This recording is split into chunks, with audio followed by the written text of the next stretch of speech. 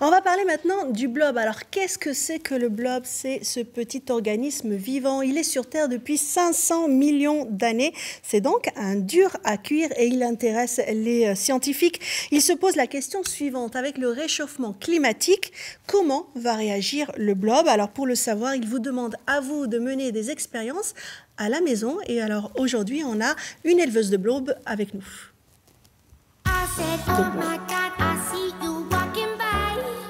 Sophie Potvin, vous êtes une volontaire, vous avez accepté d'élever les blobs chez vous. Vous connaissiez avant cet organisme vivant?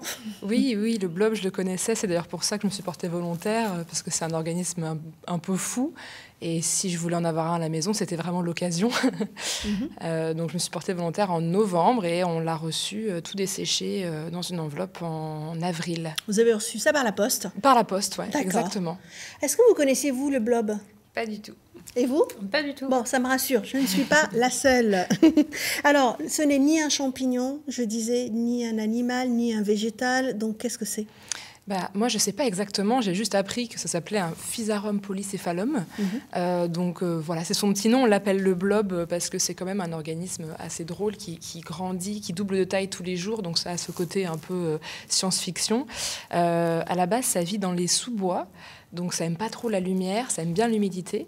Et bien justement, moi je vous propose d'aller le voir en son milieu naturel, parce qu'ici on l'a de manière un peu artificielle, mais regardez, vous l'avez peut-être aperçu vous aussi lors de vos balades en forêt.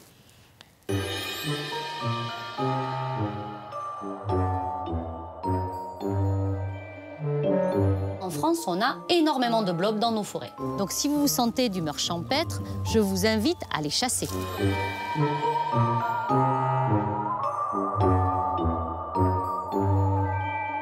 Il existe plus de 1000 espèces différentes de myxomycètes, la grande famille des blobs. La plus étudiée au laboratoire, celle que nous allons voir dans ce tutoriel, c'est Physarum polycéphalum. Voilà ce que vous disiez. Donc là, la personne qui parlait, c'est Audrey Dussitour. Donc c'est la scientifique qui a lancé cette expérimentation à grande échelle. Quel est son objectif ?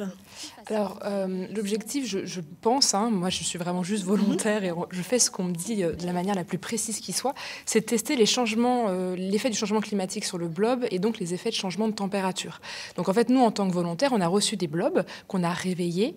Je vous raconterai peut-être ça plus tard. Alors, comment on réveille un blob? Parce que vous m'avez dit reçu dans une enveloppe par la poste. Oui. Ensuite. Et alors, en fait, le blob, il se dessèche quand ses conditions de vie ne sont pas idéales et dès qu'on lui met un petit peu d'eau, il se dit « Ah, c'est bon, je peux me réveiller, c'est le bon moment ». Et donc, il devient ce qu'on a là, il devient un truc un peu mou, visqueux, qui s'étale et qui colonise son milieu naturel pour chercher de la nourriture.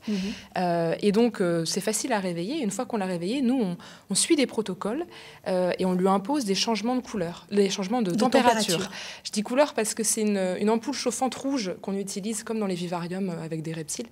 Et donc, en fait, on met plus ou moins de chaleur pendant plus ou moins de durée, suivant les différents protocoles.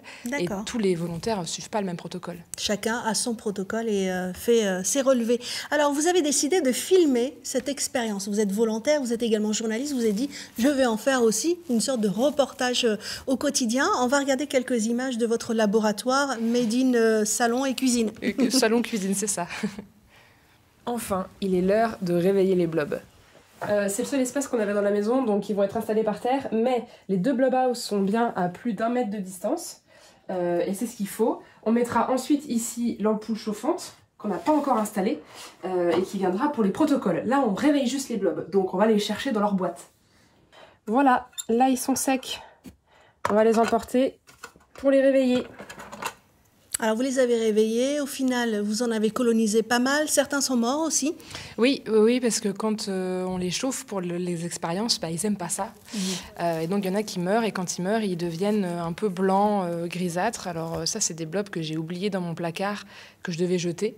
Et on voit la partie jaune qui est bien vivante et qui continue de coloniser pour essayer de trouver de la nourriture. Et puis, je ne sais pas si on voit très bien, mais il y a des filaments blancs. Ça, c'est vraiment quand ils sont morts. Et quand on les chauffe très fort à plus de 30 degrés pendant 24 heures, ce qui fait partie des protocoles, ils n'aiment pas trop ça, donc il y en a beaucoup qui meurent. D'accord. Voilà.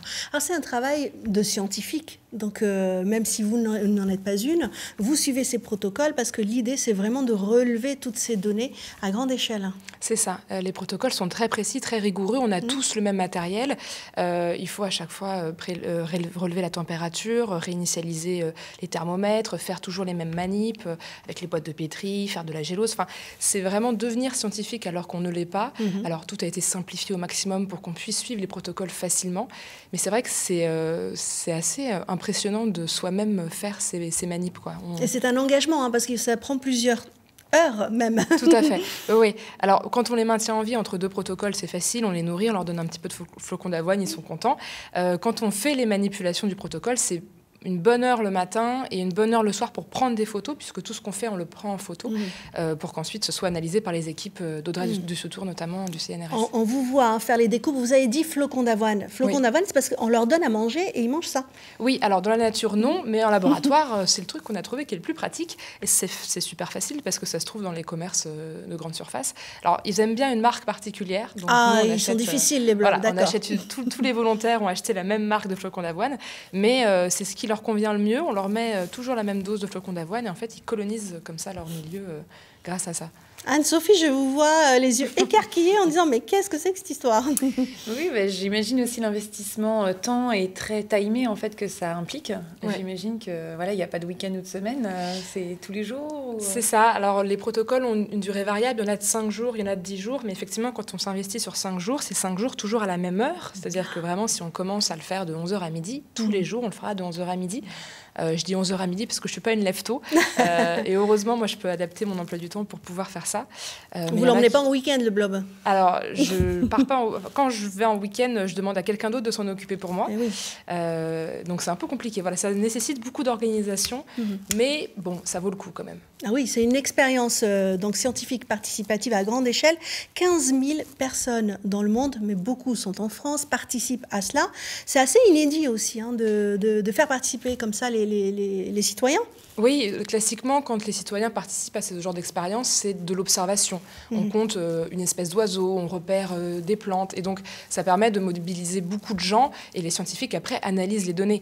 Là, c'est vraiment, à mon sens, la première fois, mais il faudrait vérifier, qu'on reçoit chez nous, on achète du matériel, et nous-mêmes, on fait des démarches scientifiques, et on a un cahier de laboratoire où on note tout ce qu'on fait, parce que c'est quelque chose de très procédurier.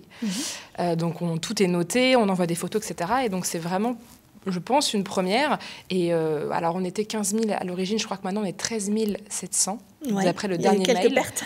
Voilà, il y a eu quelques gens ouais. qui ont annulé, mais donc d'après le dernier mail, le dernier nouvelle, on est 13 700. C'est énorme. Ben oui, c'est énorme. Et donc toutes ces données vont être traitées cet été, puisque la fin de l'expérimentation, c'est la fin juin. Et l'idée après, c'est d'avoir des informations. Vous allez continuer à être attentive à cette recherche, j'imagine. Tout à fait. Je crois que l'idée est de, au final, faire un article scientifique sur ce que ça donne et de continuer dans le côté participatif jusqu'au bout. C'est-à-dire qu'il y a des gens qui, par exemple, ont postulé, n'ont pas pu avoir de blob parce que c'est compliqué d'en donner à 15 000 personnes, et donc qui vont participer quand même à l'expérience, mais en analysant les données, en les traitant, en se disant « Ah tiens, sur tel protocole, tant de blobs meurent à partir de tant de jours. » Enfin, voilà. Et d'une température donnée, puisque c'est ça le but aussi final. D'accord. Et est-ce que ça a suscité en vous une vocation pour la science? Est-ce que vous aviez déjà cette fibre-là auparavant? Alors moi, j'ai toujours beaucoup aimé les sciences. J'ai fait du journalisme pour faire du journalisme scientifique. Je ne le suis pas encore. Je considère que je suis encore en train de me former. Mais bon, ça, c'est un petit peu mes vacances où je fais de la science à la maison, tranquillement, chez moi. Et bon, j'en fais des vlogs. Je ne sais pas pourquoi j'ai fait ça, mais je trouvais ça assez marrant. Ça se passe bien. Donc, on peut vous suivre, en tout cas, sur Internet pour en savoir un petit peu plus sur le blob et surtout aller aussi sur le site du CNRS pour en savoir davantage. Merci de nous avoir parlé de cette... je ne sais pas quoi. Créature, voilà, unicellulaire en tout cas.